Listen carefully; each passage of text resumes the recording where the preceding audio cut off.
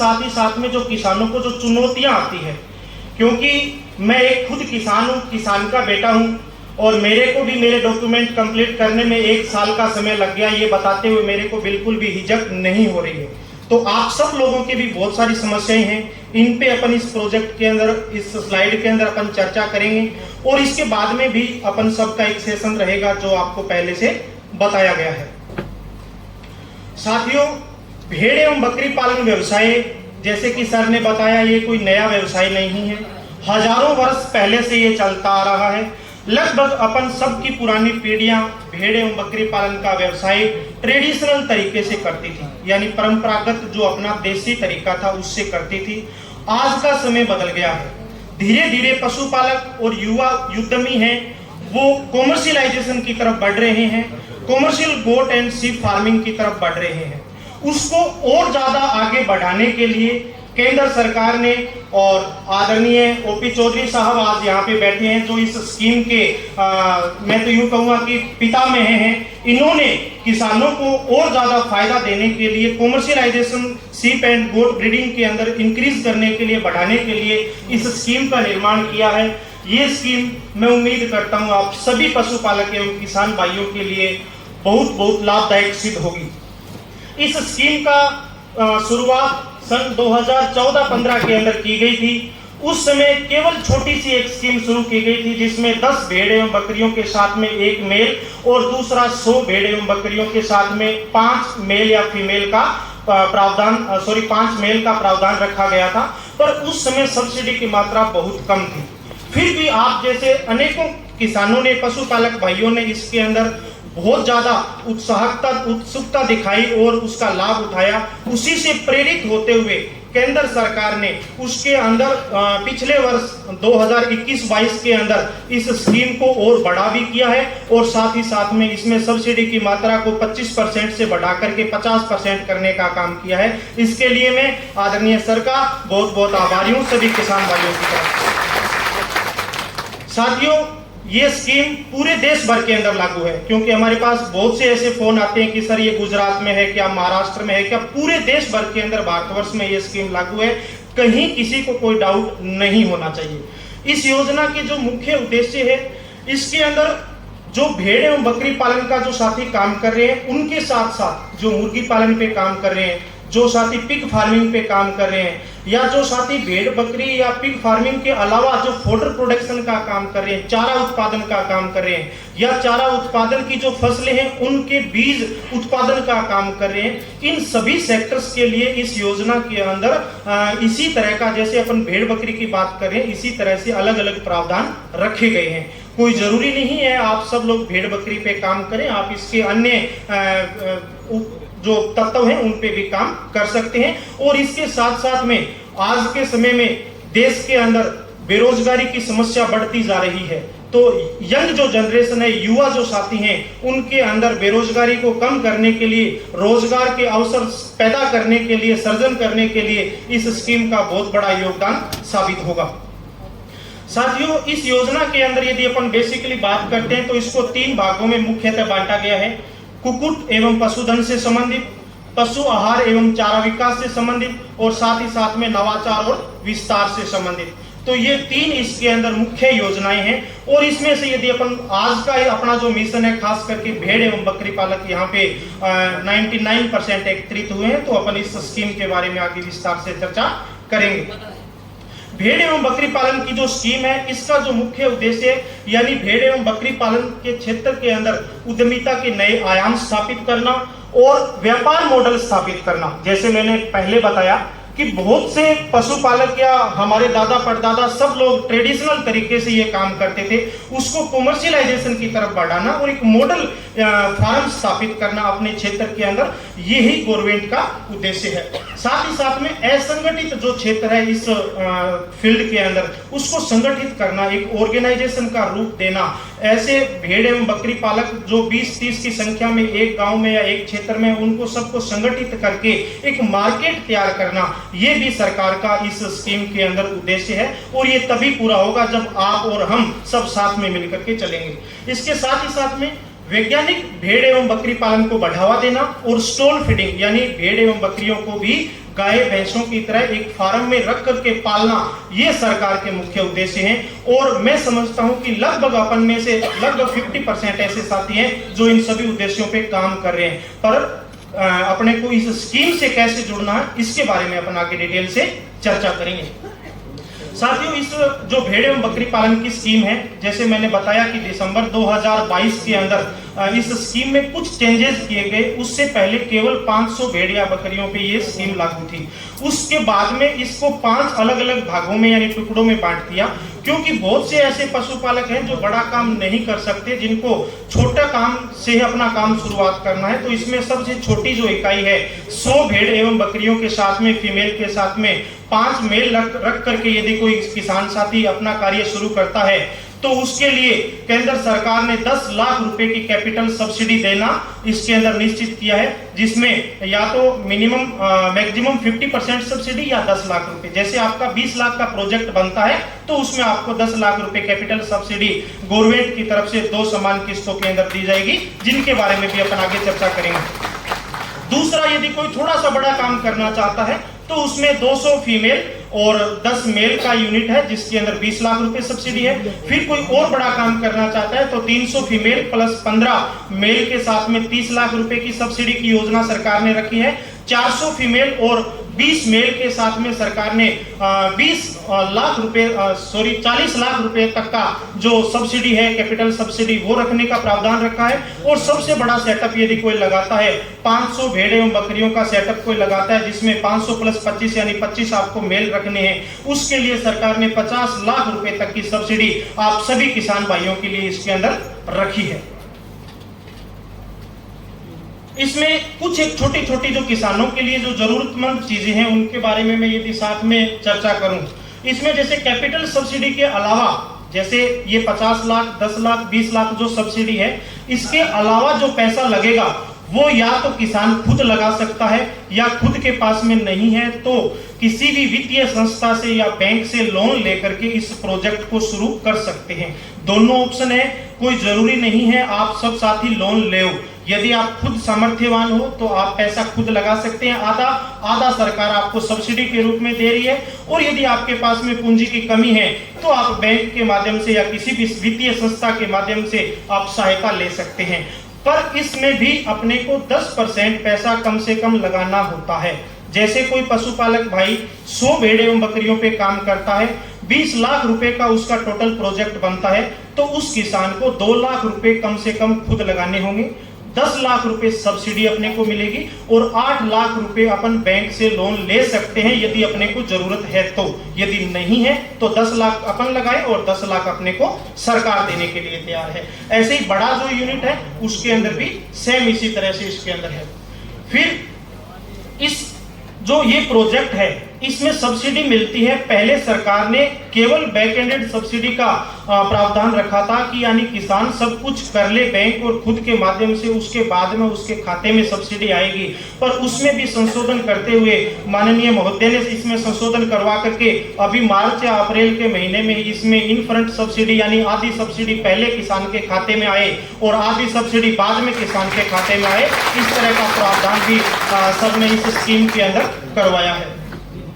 इसके बाद सबसे बड़ा इश्यू आता है सब किसान के मन में, यानी 1 करोड़ का लोन और 50 लाख रुपए की सब्सिडी का नाम सुनते ही सभी किसानों के मन में एक सपना आता है कि क्यों ना ऐसी स्कीम मैं भी उठाऊं। ये सब सपना आते ही सबसे पहले आता है कि यदि सब्सिडी मिलेगी तो मिलेगी कैसे।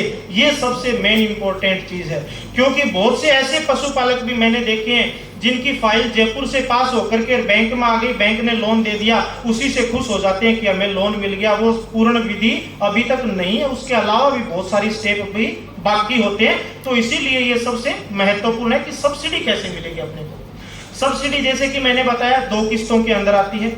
प्रथम जो किस्त है आपने अप्लाई किया, अप्लाई करने के बाद में आपके राज्य स्तरीय कमेटी से अनुमोदित होकर के आपके बैंक में आता है और बैंक उस पे आपको लोन जारी कर देता है। उसके बाद में आपको आधी सब्सिडी की किस्त आपका जो खाता है उसके अंदर आएगी। उसके बाद में जैसे ही आप आपने उस सब्सिडी की अमाउंट को आपने यूज कर लिया, यानी अपने फार्म सेटअप में लगा लिया, आपने खुद का पैसा लगा लिया, आपने बैंक के द्वारा दिया हुआ पैसा लगा लिया, उसकी रिपोर्ट फिर बैंक है वो राज्य स्तरीय जो कमेटी होती है उसको सूचित करता है, और फिर वो राज्य स्तरीय कमेटी जो भारत सरकार की कमेटी है उसको उसके लिए अनुमोदित करती है, और फिर वो पूरी की पूरी सब्सिडी आपके खाते के अंदर आ जाती है। पर साथियों, ये इतना आसान नहीं है जितना आप यहाँ से बैठ करके देख पा रहे हो और जितना मैं यहाँ से खड़ा होकर के बता पा रहा हूँ। इसके लिए अपन सबको, आपको, हमें, और चाहे राज्य सरकार के अधिकारी हैं या केंद्र सरकार के अधिकारी हैं, इन सब की मेहनत की वजह से ये सब हो पाता है। पर ये केवल मैंने आपको एक छोटा सा बताया है कि इस तरह का ये प्रोसेस रहता है। ऐसे ही यदि कोई किसान केवल खुद का पैसा लगाता है, बैंक से लोन नहीं लेता, पूरा का पूरा पैसा किसान खुद लगाता है, तो उसी कंडीशन के अंदर सेम इसी तरह से सब्सिडी आती है। जैसे आपने 20 लाख रुपए का प्रोजेक्ट बनाया, 10 लाख रुपए गवर्नमेंट सब्सिडी दे रही है और 10 लाख रुपए आप खुद लगा रहे हो, तो आपने जैसे ही 5 लाख रुपए अपने लगा दिए और फिर भी अपने को बैंक के माध्यम से सब्सिडी आएगी। ऐसा नहीं है कि सरकार अपने घर पे डायरेक्ट आके सब्सिडी देगी, नहीं, बैंक के माध्यम से आएगी, तो बैंक का इन्वॉल्वमेंट इसके अंदर रहेगा। तो अपन ने जब अपनी आधी पूंजी लगा देते हैं तो उसका आधी सब्सिडी की मात्रा, जैसे 5 लाख रुपए या 10 लाख रुपए जो भी आपका आधा बनता है वो आपके खाते में आएगा। फिर जैसे ही आप पूरी कंप्लीट प्रोसेस करते हैं उसके बाद में बची हुई सब्सिडी की दूसरी किस्त भी आपके खाते के अंदर आती है। इसके बाद में स्वघोषित मामले में, यानी यदि पूरा का पैसा आपने खुद ने लगाया है, बैंक से लोन नहीं लिया, तो भी उस कंडीशन में 3 साल तक इसकी मॉनिटरिंग है वो सरकार करेगी, जो राज्य स्तरीय कमेटी है वो करेगी, और 3 साल तक आपको बैंक के अंदर अपनी सिक्योरिटी देनी पड़ेगी। ऐसा नहीं है कि अपने को विदाउट सिक्योरिटी के लोन या विदाउट सिक्योरिटी के पूरा का पूरा सब्सिडी मिलेगा। आपको 3 साल तक इसके अंदर सिक्योरिटी देनी पड़ेगी, यदि आप पूरा का पूरा, यानी आधा पैसा आप लगाते हैं और आधा पैसा सब्सिडी के रूप में अपने को ग्रांट मिलता है तो भी। और इसके अंदर एक सबसे नीचे आप जो देख पा रहे हो, मैंने रेड करके लाइन डाली है, कार्यशील पूंजी।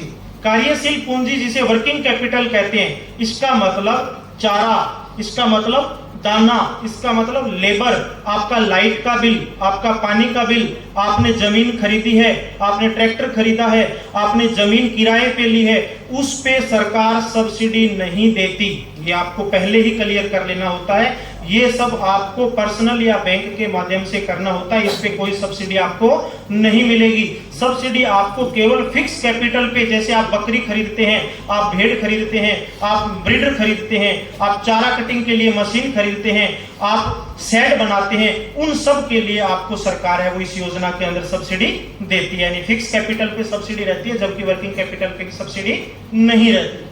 यदि बात करते हैं कि इस योजना के आवेदन करने के लिए कौन कौन से ऐसे डॉक्यूमेंट है जो चाहिए होते हैं, ये लिस्ट 14 डॉक्यूमेंट की है और बहुत ही महत्वपूर्ण लिस्ट है, क्योंकि किसान के सबसे पहले जो इश्यू आता है, सबसे पहले जो दिक्कत आती है, वो अपना डॉक्यूमेंटेशन कंप्लीट करने के लिए ही आती है। तो उसमें सबसे पहला जो डॉक्यूमेंट है, विस्तृत प्रोजेक्ट रिपोर्ट, जिसे डीपीआर कहते हैं।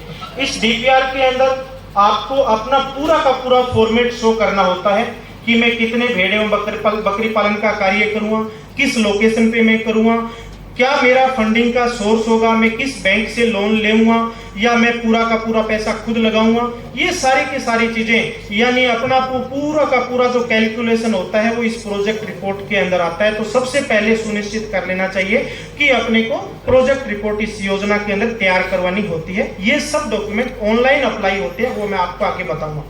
दूसरी जो चीज है, जमीन में सबसे बड़ा इश्यू आता है, या तो किसान की स्वयं की जमीन हो या आप लीज पे भी ले सकते हैं, आप जमीन को किराए पे भी ले सकते हैं। इश्यू क्या आता है उसके बारे में अपन आगे चर्चा करेंगे।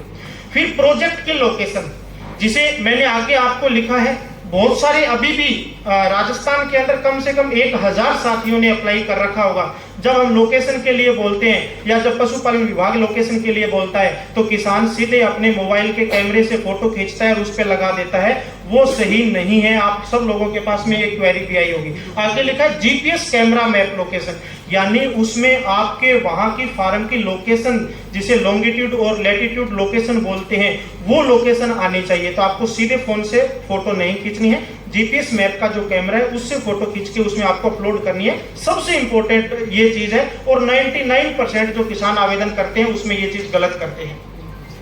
इसके बाद में किसान का हिस्सा, जैसे मैंने बताया कि 10% किसान को खुद लगाना होता है।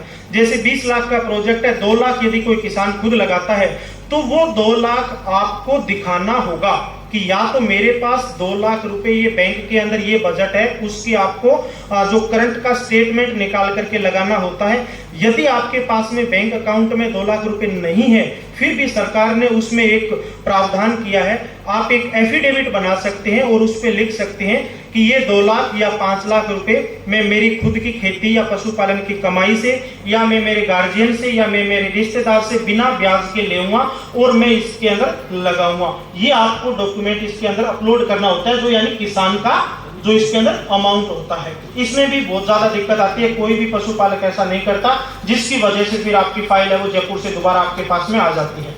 फिर उसके बाद में आवेदक या किसान से जुड़े हुए किसानों यानी पशुपालकों की सूची। सरकार ये चाहती है कि आपको यदि हम लोन दे रहे हैं, आपका एक का फायदा हो रहा है, केवल आपका एक का फायदा नहीं होना चाहिए, आपके आस पड़ोस के जितने भी किसान एवं पशुपालक भाई हैं जो आपसे जुड़े हुए हैं, उनको भी उस स्कीम का फायदा होना चाहिए, डायरेक्ट नहीं तो इनडायरेक्ट, ताकि उन लोगों तक भी इस तरह की स्कीम है वो पहुंच पाए और उनको भी तकनीकी जानकारी का अभाव है तो वो पूरी हो पाए। यानी यदि आप 100 भेड़ें एवं बकरियों पे काम करते हैं तो कम से कम आपको 20 से 50 पशुपालक या किसान ऐसे साथी जो आपसे जुड़े हुए हैं उनकी लिस्ट बना करके आपको इसमें अपलोड करनी है। कोई जरूरी नहीं है आप कंप्यूटर से टाइप करवाएं, आप अच्छी हैंडराइटिंग से पेन से 20 या 50 किसानों का नाम लिखें, उनके फादर का नाम लिखें, मोबाइल नंबर लिखें, आधार कार्ड लिखें और उनका एड्रेस लिखें और इसके अंदर अपलोड कर दें। केवल छोटा सा काम है, पर 99% पशुपालकों को ये क्लियर नहीं होता कि हमें किन किसानों की सूची देनी है। जो आपसे जुड़े हुए उनकी ही सरकार आपसे मांग रही है, इसके अलावा कुछ भी नहीं। फिर आवेदक का पैन कार्ड। जब आप बैंक में कोई भी 5 लाख से मेरे ख्याल से ऊपर बड़ा कोई भी लेन देन करते हैं तो उसके लिए पैन कार्ड की आवश्यकता होती है। तो आप जब इस स्कीम के लिए आवेदन करने का प्लान करते हैं तो आपको पैन कार्ड बनवाना सबसे ज्यादा जरूरी होता है। तो आपको इसमें पैन कार्ड की कॉपी अपलोड करनी है फोटो खींच करके। फिर आपका आधार कार्ड एक बेसिक डॉक्यूमेंट है, आप सब किसान साथियों को पता है। इसके अंदर जो रेड वाले हैं वो सभी कंपलसरी हैं। रेड वाले जो डॉक्यूमेंट मैंने लिखे हैं ये नहीं लगाओगे तो आपका फॉर्म सबमिट नहीं होगा। जो ब्लैक वाला है वो लगाओगे तो भी चलेगा, नहीं लगाओगे तो भी चलेगा। फिर जैसे आप आवेदक का पता, आपका कोई भी पहचान पत्र जिस पे आपकी फोटो लगी हो, जैसे उसमें आप बैंक का जो आपका पासबुक है उसको भी काम में ले सकते हो, यानी जिस पे आपका कंप्लीट में एड्रेस आ जाए, एक आपको वो आईडी चाहिए होती है। उसके अलावा आवेदक की फोटो, यानी आप जो भी आप में से आपका फादर के नाम से आप अप्लाई कर रहे हो, आपके खुद के नाम से अप्लाई कर रहे हो या अपने बेटे के नाम से अप्लाई कर रहे हो, तो जिस कैंडिडेट के नाम से आप आवेदन करते हो उसकी खुद की फोटो चाहिए। ऐसा नहीं है आप अप्लाई खुद के नाम से कर रहे हो, फोटो किसी और की लगा रहे हो। ये सब चीजों का सत्यापन होता है, ऐसा आप करोगे तो फिर आपकी फाइल रिजेक्ट हो जाती है, तो ये भी आपके लिए जरूरी है। फिर शैक्षणिक प्रमाण पत्र, ये कंपलसरी नहीं है। यदि आप पढ़े लिखे हैं, 8वीं 10वीं 12वीं जो भी आपके पास है आप वो लगाइए, यदि आपके पास नहीं है तो कोई जरूरी नहीं है। फिर जाति प्रमाण पत्र यदि लागू हो तो, क्योंकि कोई साथी ओबीसी से आता है, कोई साथी कैटेगरी से SC ST से या किसी भी कैटेगरी से आता है, उनके लिए लागू है तो आप जाति प्रमाण पत्र लगाइए, अन्यथा कोई जरूरत नहीं है। फिर प्रशिक्षण प्रमाण पत्र एवं अनुभव प्रमाण पत्र, ये इस स्कीम में एक ऐसा डॉक्यूमेंट है जिसको पूरा करने के लिए किसान भाई सालों साल लगा देते हैं, क्योंकि अच्छा ट्रेनिंग नहीं मिल पाता। और मैंने आगे लिखा है सरकारी संस्था से मान्यता प्राप्त या तो संस्था हो या सरकारी संस्था का डॉक्यूमेंट हो।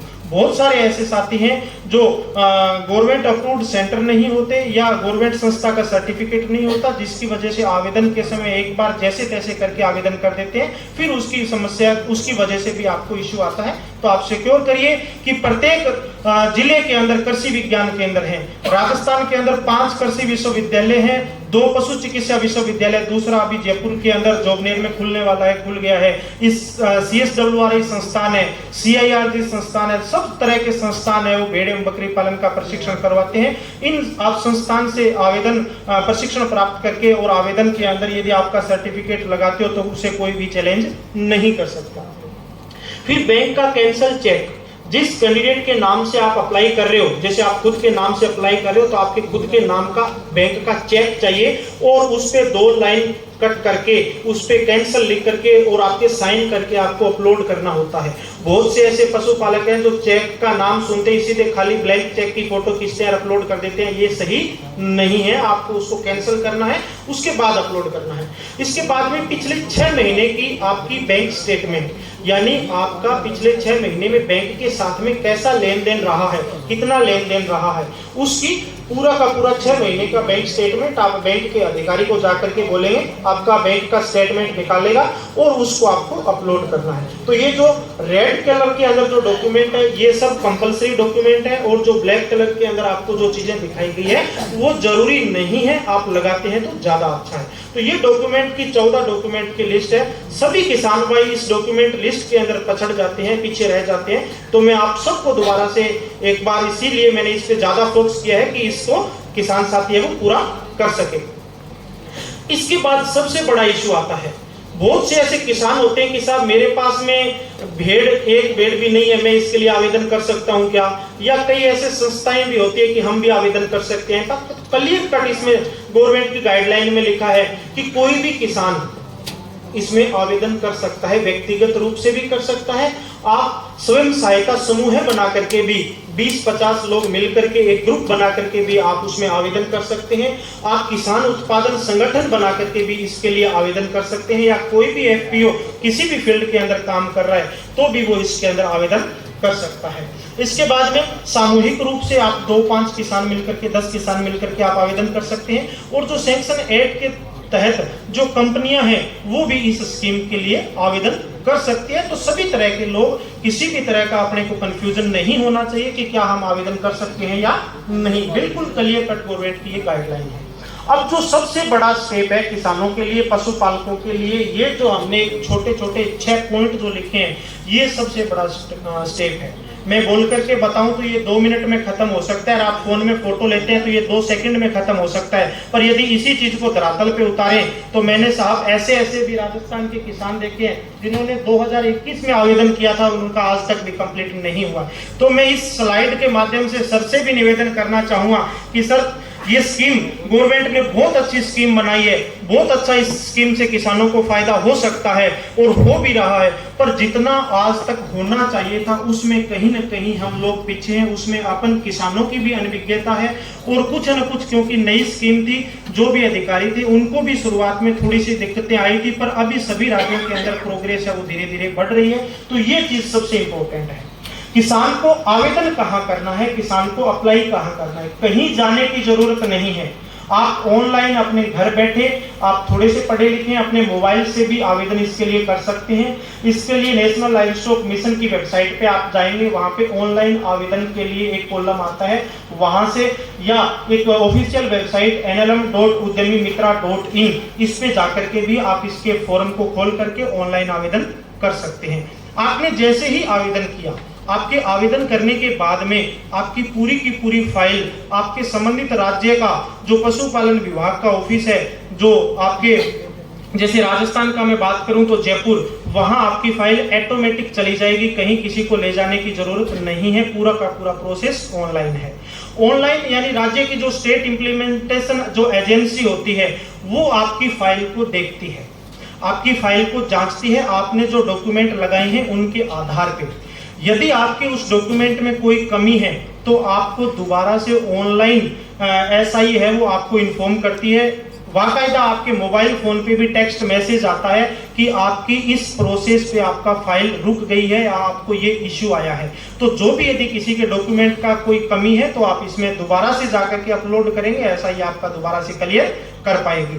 तो ऐसा ये जो एजेंसी होती है जो पशुपालन विभाग की, वो इसको देखती है और यदि कोई इश्यू है तो आपको दोबारा से आपके पास में इन्फॉर्म करती है। यदि क्लियर है तो उसे फिर आगे लोन सैंक्शन के लिए आपका संबंधित बैंक जो आपने दिखाया है उसके पास भेजती है। और उससे पहले ऐसा ही एक छोटा सा काम और करती है, उसका फिजिकल वेरिफिकेशन करवाती है। आपके डिस्ट्रिक्ट लेवल का जो पशुपालन विभाग का ऑफिस है वहां पे ऐसा ही इस फाइल को भेजेगी और संबंधित जो भी आपके जिले का अधिकारी है आपके यहाँ पे आएगा, आपका देखेगा, जो आपने डॉक्यूमेंट लगाए हैं उनकी सत्यता को जानेगा, जो आपने लोकेशन दिखाई है उसको जानेगा, और उसके बाद में वो करके और ऑनलाइन वापस वो जयपुर भेज देंगे, और फिर जयपुर से वो फाइल आपके संबंधित बैंक के अंदर जाती है, जिस बैंक का अकाउंट और जिस बैंक की डिटेल आप सभी साथियों ने उस ऑनलाइन आवेदन के समय जो लिखा था। तो इसीलिए ध्यान से आपको अपना बैंक डिटेल और बैंक का सिलेक्शन करना सबसे ज्यादा जरूरी होता है। ऐसा ना हो किसी ने केवल अपना अकाउंट नंबर लिख दिया, किसी ने ब्रांच का एड्रेस नहीं लिखा, ये सब चीजें आप यदि रख दोगे तो आपकी फाइल में दिक्कत आएगी। तो इसीलिए आवेदन के समय ये सब चीजें जरूरी होती है।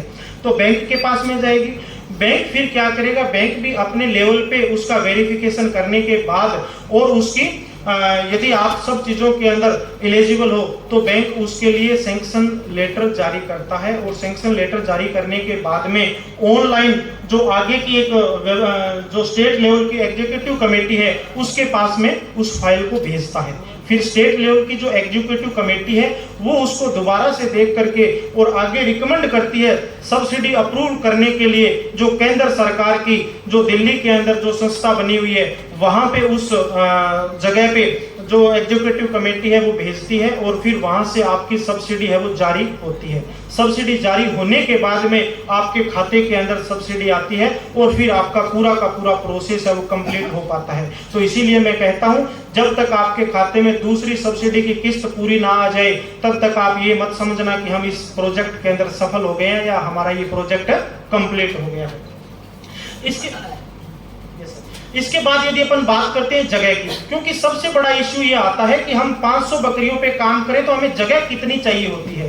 तो इसके अंदर आपके पास में शेड बनाने के लिए और आपके पास में चारा उत्पादन यानी हरा चारा उत्पादन के लिए आपके पास में जगह होनी चाहिए, और इसके अंदर आपके पास में अलग अलग जगह भी हो सकती है।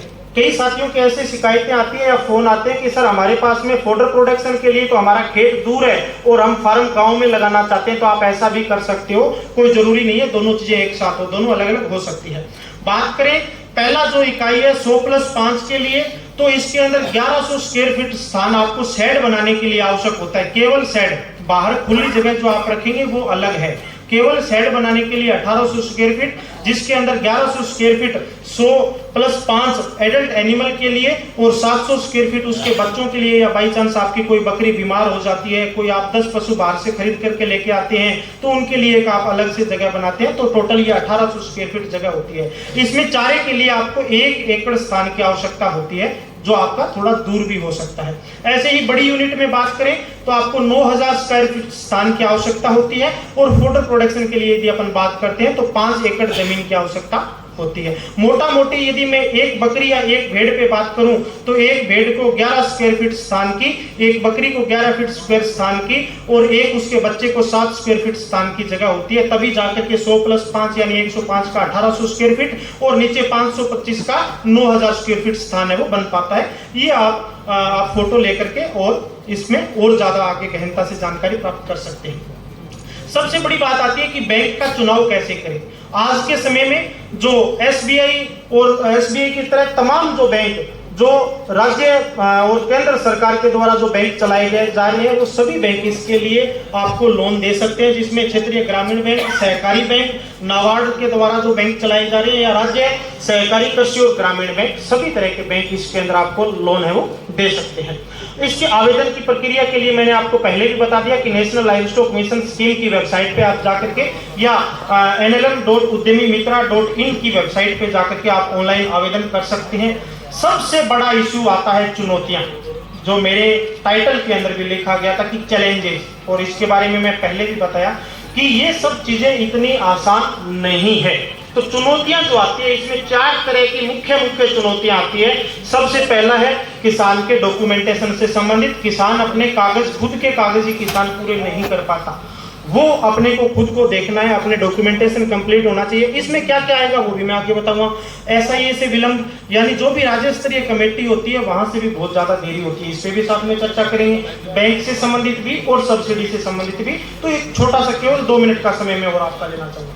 कागजात से संबंधित जो सब चीजें, मेरा इतना तमाम बताने के बाद में भी ये सब दिक्कतें आती हैं। साहब मैं आपको बताना चाहूंगा कि इसमें जमीन नाम मांगी है या किसान की उसका लीज पे लिखवा सकता है। तो लीज पे सब हरियाणा और पंजाब ऐसे ऐसे राज्य हैं जहां पे करोड़ों रुपए की 1 बीघा या 1 एकड़ जमीन आती है। उसकी यदि किसान लीज बनवाता है तो भी कम से कम 10 लाख रुपए की 1 एकड़ की लीज बनती है। साहब उसके लिए किसान है वो समर्थ नहीं हो पाता। इसके लिए मेरा सभी साथियों की तरफ से आपसे आग्रह है कि इसका कोई दूसरा सोल्यूशन निकाला जाए। और साहब सबसे बड़ा इशू साहब इसमें यह आता है, यदि कोई यंग लड़का है 20 साल का, 25 साल का, 30 साल का और वो काम करना चाहता है, उसके मदर या फादर या दादा के नाम जमीन है तो वो आवेदन नहीं कर सकता। तो इसके लिए एक एफिडेविट यदि किसान लगा दे या अपने फादर के नाम से एफिडेविट बनवा करके लगा दे कि ये राम सिंह मेरा बेटा है और ये मेरी जमीन है, इस पे ये बकरी पालन का काम कर सकता है, तो वो किसान के लिए साहब सहूलियत हो सकता है, किसान के लिए सुविधा उसके अंदर हो सकती है। तो इस तरह का सरकार के द्वारा एक छोटा सा इसमें चेंजेस किया जा सकता है जिसकी वजह से अधिक किसान इस स्कीम का फायदा उठा सकते हैं। किसान का हिस्सा जैसे मैंने आपको बताया कि 2 लाख या 5 लाख रुपए आपका हिस्सा है, आपको बैंक में डलवाने की जरूरत है और उसके बाद में आपको स्टेटमेंट निकाल के करना होता है। यदि इसके अंदर केवल किसान एक सर्टिफिकेट लगा दे कि मैं 5 लाख या 2 लाख रुपए में लगाने में समर्थ हूं, मैं बिना ब्याज में लगाऊंगा, तो इससे यदि काम चल जाए तो ये और ज्यादा बेटर हो पाएगा। इसके बाद में जैसे मैंने लीज और डीड से संबंधित बताया, यानी जो चारा के लिए जो जगह है उसके लिए जो लीज बनवानी पड़ती है वो बहुत ज्यादा कॉस्टली किसान को पड़ती है और उस पर सरकार कोई सब्सिडी भी नहीं देती। तो इसके अंदर थोड़ा सा सुधार किया जा सकता है। SIA से संबंधित साहब जैसे मैंने पहले ही बीच के अंदर बताया कि राजस्थान के केवल आज तक हजारों किसानों ने आवेदन किया होगा और पूरे देश से बहुत से किसानों ने आवेदन किया है, जबकि मैं केवल राजस्थान की बात करूं तो केवल 2 ऐसे किसान हैं जिन्होंने 2021 में आवेदन किया था और केवल एक किसान की सब्सिडी आज खाते में आई है, 3 साल होने को हो गए, और दूसरा ऐसा किसान है जो पहली सब्सिडी के लिए ही अभी तक चक्कर लगा रहा है। तो इसके लिए SIA के अंदर थोड़ा सा मैं सभी हमारे साथीगण जो पशुपालन विभाग की तरफ से आए हैं उनके लिए जो हमारे राठौड़ साहब है इनसे निवेदन करना चाहूंगा कि साहब इस कमेटी के अंदर थोड़े से मेंबर बढ़ाए जाएं ताकि किसानों की ज्यादा से ज्यादा उसके अंदर फाइलें निकल पाए, या इसके अंदर जिला स्तर से ये आपके पास में आवेदन आए। यदि आपके पास में 1000 आवेदन आए हैं, आप 1 महीने में काम करना चाहें तो अधिकारी की तरफ से ये संभव नहीं है, क्योंकि मैं भी ये सब चीजें फेस करता हूं। तो ये चीजें जिला स्तर से छंटनी होकर के यदि राज्य लेवल पे आए तो इसके अंदर कुछ तेजी आ सकती है। इसके बाद यदि बात करें कि अधिक कार्यभार नहीं बढ़े, उसके पूरी प्रक्रिया के अंदर थोड़ी सी तेजी आए, तो ये मेरा एक SIA से संबंधित भी निवेदन है कि सर इस व्यवस्था के अंदर थोड़ा सा और सुधार किया जा सकता है जिसकी वजह से किसान और ज्यादा फायदा उठा सकता है। बैंक से संबंधित साहब SIA से भी क्लियर होने के बाद में, सब कुछ होने के बाद में बैंक के अधिकारी के पास में किसान जाता है, बैंक का अधिकारी जाते ही कहता है ऐसी तो कोई स्कीम ही नहीं है, कहता है ना सब लोग, बताइए। तो सर इसके अंदर मेरा बैंक के जो अधिकारी जयपुर से आए हैं या जहां से भी हैं उनसे निवेदन है कि साहब आपके बैंक के अधिकारियों को भी इस तरह का एक छोटा सा चाहे 2 घंटे का एक प्रशिक्षण दिया जाए ताकि सबके बैंक के अधिकारियों को, सब बैंकर्स को पता चले कि इस तरह की स्कीम है और उसका हम किस तरह से किसान को फायदा दे सकते हैं। इसके बाद में भेड़ एवं बकरी की कीमत से संबंधित साहब आज भी बैंक के अधिकारी हैं वो भेड़ एवं बकरी को ये मानते हैं कि 5000 में भेड़ बकरी आती है, जबकि मैं सत्यता बताना चाहता हूं कि 15000 के बगैर आज के समय में भेड़ एवं बकरी नहीं मिलती किसान को। तो ये सबसे बड़ा इशू है। यदि किसान अपनी प्रोजेक्ट फाइल के अंदर 15000 रुपए की भेड़ एवं बकरी की कीमत लगा देता है तो बैंक उसे कैंसिल कर देता है कि भेड़ बकरी तो 5-4 हजार में आती है। ये ऐसा नहीं है, इसके अंदर भी थोड़ा सा अपने को सुधार करने की जरूरत है। इसके बाद में साहब बैंक सिक्योरिटी मांगता है। मैं ये नहीं कहता कि सिक्योरिटी नहीं लेनी चाहिए, पर ये बैंक ये कहता है कॉमर्शियल सिक्योरिटी दो। जो भेड़ बकरी पालक जो अपनी रोजी रोटी के लिए भेड़ बकरी पालन का काम करता है, जिसके पास में 2-4 बीघा जमीन है, वो साहब कॉमर्शियल सिक्योरिटी नहीं दे सकता। इसका कोई ना कोई निचोड़, इसका कोई ना कोई समाधान निकाला जाए। मैं ऐसे कम से कम राजस्थान के सैकड़ों किसानों को जानता हूं जिनका 1 करोड़ रुपए का लोन सैंक्शन हुआ था और उनकी बैंक की सिक्योरिटी की दिक्कत की वजह से उनकी पूरा का पूरा प्रोजेक्ट कैंसिल हो गया, उन्हें 100 की स्कीम के लिए दोबारा से आवेदन करना पड़ा। तो इस पे भी सरकार और हमारे आला अधिकारी हैं थोड़ा सा संज्ञान करके इसके अंदर थोड़ा सा और सुधार कर सकते हैं। कुछ मैं किसान साथियों से भी बताना चाहूंगा, किसान साथी भी अपने पहले खुद का देखें। किसान को भी अपना ये पता होना चाहिए कि मेरे पास कितनी सिक्योरिटी मैं दे सकता हूं। सिक्योरिटी अपने को देनी पड़ेगी, पर अपन कितनी दे सकते हैं उसी के हिसाब से अपन आवेदन करें। ऐसा ना हो कि मेरे पास 2 बीघा जमीन है और मैं 1 करोड़ का लोन चाहता हूं। तो अपने खुद का सामर्थ्यता को देखते हुए अपने को थोड़ा सा अपने को भी कोऑपरेट करना होगा और अपने आला अधिकारी सब लोग अपन के साथ हैं। इसके बाद में सब्सिडी से संबंधित जैसे साहब मैंने बीच बीच में बताया कि सब्सिडी आज तक राजस्थान में केवल एक किसान की पहली किस्त आई है, वो दूसरी किस्त के लिए चक्कर लगा रहा है। और हमारे डॉक्टर देवाराम जी जो बाड़मेर से आए, उनको अभी तक पूरा का पूरा सेटअप हो गया, 300 बकरियां, शेड बना लिया, सब कुछ कर लिया, कर्जा होकर के बैठ गए। बैंक का जो ब्याज है वो 1 साल से लग रहा है, जबकि आज तक पहली सब्सिडी की किस्त भी इनके खाते में नहीं आई है। मैं खुद किसान का बेटा होने के नाते इस तरह के क्वेश्चन मार्क्स हैं वो हम सब पे उठा रहा हूँ, सब किसान भाइयों पे उठा रहा हूँ, और हमारी जो इस के आला अधिकारी हैं उनसे उठा रहा हूँ। आपसे रिक्वेस्ट है कि कृपया करके इस सिस्टम को थोड़ा सा सुधारा जाए, जिसकी वजह से ये आज का आयोजन, आज का कार्यक्रम सफल हो सके, संभव हो सके। कुछ एक छोटी छोटी अन्य चुनौतियां और भी हैं जिनके बारे में मैं बात करूं। एक जो बात थी आदरणीय तोमर साहब ने पहले ही रख दी कि एक इस तरह का बड़ा ट्रेनिंग सेटअप यहाँ पे स्थापित किया जाए, जिसकी वजह से किसान है वो प्रशिक्षण के अभाव में रह करके और इस स्कीम से जो वंचित रह रहे हैं उन सभी किसान भाइयों को एक अच्छा प्रशिक्षण मिल सके। उसके लिए एक बड़ा और कॉमर्शियल तरह का एक ट्रेनिंग सेटअप यहाँ पे स्थापित किया जाए, जिसकी वजह से तमाम किसान भाई है वो इससे फायदा उठा सके। उसके बाद में जो किसान पहले से भेड़ बकरी पालन का काम कर रहे हैं, जैसे किसी किसान के पास में 50 भेड़ है, किसी किसान के पास में 100 भेड़ है, उसके लिए भी इस स्कीम में कहीं ना कहीं ऐसी जगह देनी चाहिए कि वो किसान शेड बनाना चाहता है, वो किसान कोई दूसरी चारा काटने के लिए मशीन खरीदना चाहता है या इस तरह का काम करना चाहता है, तो उस किसान को भी लोन और सब्सिडी दी जाए। क्योंकि आज इन सब में से अधिक ऐसे किसान भाई हैं जिनके पास में किसी के पास 100 भेड़ है, किसी के पास में 50 बकरियां हैं, तो उनको भी इस स्कीम का फायदा मिलना चाहिए। मैं ये नहीं कहता कि नए लोगों को मिले, नए को भी मिले, और जो पुराना काम कर रहे हैं, जो छोटे लेवल पे अपना जीवन यापन का जो काम कर रहे हैं, उनको भी कॉमर्शियलाइजेशन की तरफ बढ़ाने के लिए इस स्कीम में थोड़ा सा सुधार करने की आवश्यकता है। और लास्ट में सर, साइलेज मेकिंग मशीन।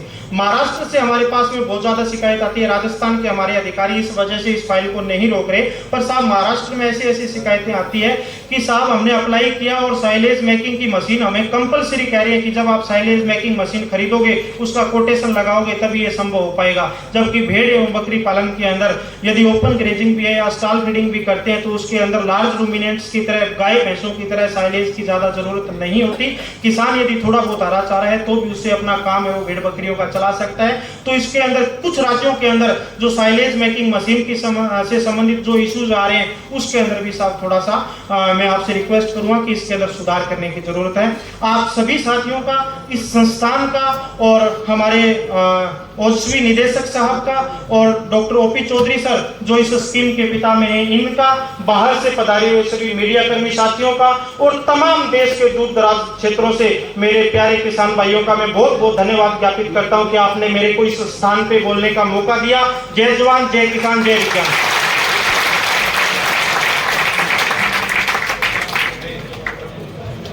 धन्यवाद।